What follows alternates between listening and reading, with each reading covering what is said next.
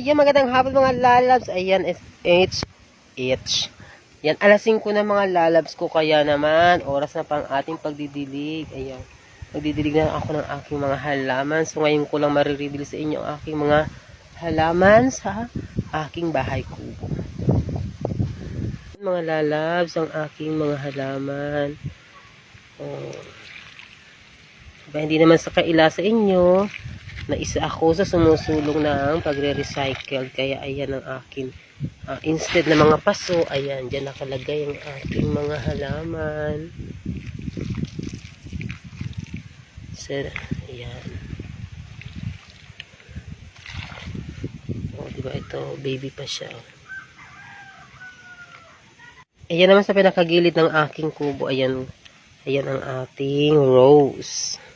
Ayan, roses naman ang gusto ko dito sa aking gilid ng kubo. Take note.